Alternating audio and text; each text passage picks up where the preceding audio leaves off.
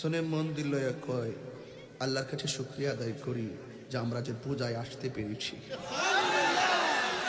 বাবা আপনারা এতদিন ছিলেন কোথায়? লুঙ্গি নিচে থাকা চা বিস্কিট খাইছেন, এখন কোথায়? এখন কোথায়? সব ভুলে গেছেন। এখন আবার যেভাবে বুঝাচ্ছেন সম্প্রীতি, আহারে আবার হিন্দু দিকে প্রার্থীও দিয়েছেন। ঠিক আছে, বুঝাইতেছেন যে আমরা একদম তাদের খুব আপন। হিন্দুরা আমার সাথে কয় মাঝে মাঝে কিছু কয়, হুজুর আমরা আপনার অনেক পছন্দ করি, আপনি অনেক আগের থেকে সম্প্রীতি নিয়ে কথা বলেন, আপনি বন্যা হলে মানুষের পাশে যান, আপনি সম্প্রীতি নিয়ে কথা বলেন, আমাদের উপরে কোনো ধরনের আঘাত হলে আপনি দেখছি বারবার প্রতিবাদ করেছেন। এখন যা দেখতেছি হুজুর বুঝতেছি বোর্ডের লেগে আইছে, বোর্ডের লেগে। কথা কোন ঠিক না বেটি? এরো দেখেন, এরো বুঝে যে ফার্ম দিতে হয়েছে, ফার্ম।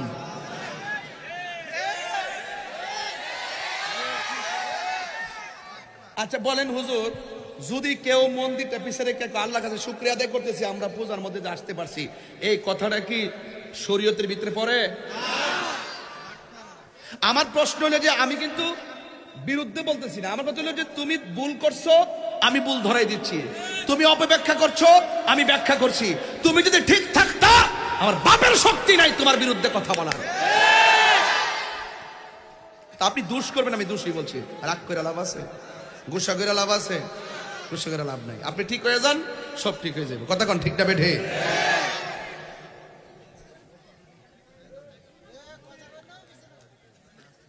এই জন্য মুনাফিকের আলামত কয়টা? কি নতুন নাকি এরকম কি সামনে বই এমনি চাইছে অঞ্জন মারি ফেল চাইছ নাকি? করেছে বেটা। মুনাফিকের আলামত কয়টা? কথা কস না তো। হ্যাঁ ভাই এমনি মানে হ্যাঁ মনে পৃথিবীর কেউ নাই, হ্যাঁ বাড়ির কথা মনে হয়ে গেছে, গরজনে খিতা করেছে কেমনি করবে বাবা? একটা লোর ইস বাবা সামনে বই যত। মুনাফিকের আলামত কয়টা? আর হুজুরে এক নম্বর হলো কথা বললে কি বলে? এই মিথ্যাবাদী সমাজে আছে না নাই? যার মধ্যে মিথ্যা পাওয়া যাবে সে কি মুমিন না মুনাফিক? দুই নম্বর কি? ইজা ওয়াদা আখলাফা, যখন সে ওয়াদা করবে খেলাফ করবে, এমন ওয়াদা ভঙ্গকারী লোক আছে না নাই? তিন নম্বর হলো ইজা তুমি না ফানা, যখন তার কাছে কোনো আমানত রাখা হবে সে আমানতের খিয়ানত করে। এই তিনটা আলামত যার কাছে পাওয়া যাবে সেই লোকটাকে মুমিন না মুনাফিক। এই মুনাফিকদের সঙ্গে আমাদের কোনো সম্পর্ক বাস এই পর্যন্ত থাকেন আপনারা। তাহলে আমরা মুনাফিক হতে চাই না, আমরা মুমিন হয়ে চলতে চাই। আল্লাহ বলছেন ইন্নাল ইনসানা লাফি খুসর, নিশ্চয়ই সব মানুষ ক্ষতিগ্রস্ত। দুইটা কোয়ালিটি সম্পন্ন মানুষ অত্যন্ত সাকসেস। এক, ইল্লাল্লাযিনা আমানু ওয়া আমিলুস সালিহাত, যারা ঈমানদার এবং যারা নেক আমল করে তারাই হবে লাভবান। চিৎকার মেরে বলেন সুবহানাল্লাহ। এছাড়া বাকি যা আছে তারা কি? ক্ষতিগ্রস্ত। তারা কি? এটা কি মোল্লার কথা না আল্লাহর কথা?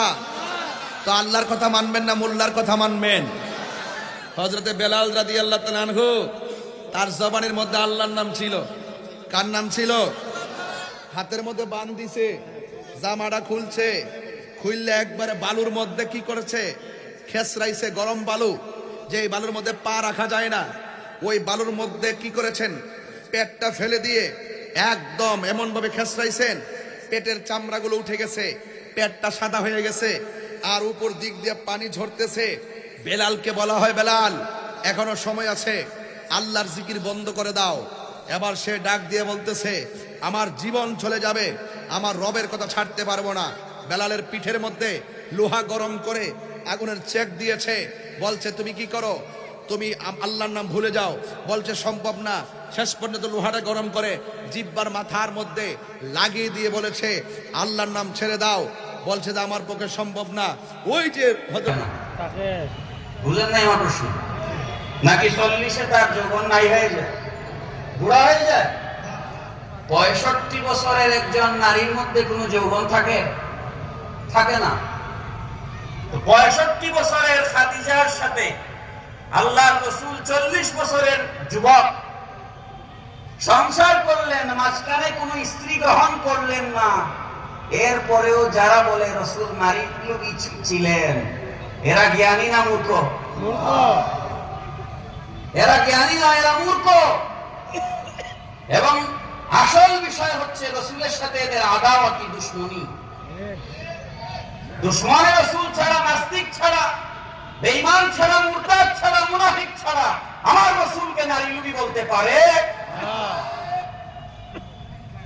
40 বছর বয়স পর্যন্ত 65 বছরের বয়স্ক একজন নারীর সাথে আল্লাহর রসুলের সংসার করা প্রমাণ করে আমার রসুল আমাদের মতো জাগতিক কারণে সংসার করেন নাই। আমি কি কিছুটা বুঝাতে পারছি আপনাদেরকে? দ্বিতীয় প্রশ্নের জবাব, কেন আল্লাহর রসুল 7 বছরের আয়েশা সিদ্দিকা রাদিয়াল্লাহু তাআলা আনহার সাথে সংসার করলেন? নবীর যদি নারীরই প্রয়োজন হইতো 65 বছরের খাদিজার সাথে সংসার করতেন না, এর আগেই বিয়ে করতেন। কথা ঠিক না বেটি? তাহলে কেন আয়েশাকে বিয়ে করলেন? প্রথম কথা হচ্ছে রসুলের শাদী মুবারক বলেন, রসুলের প্রতিটা কথা বলেন, রসুলের চলাফেরা বলেন, সবকিছু কার হুকুমে? বড় করে বলেন, কার হুকুমে?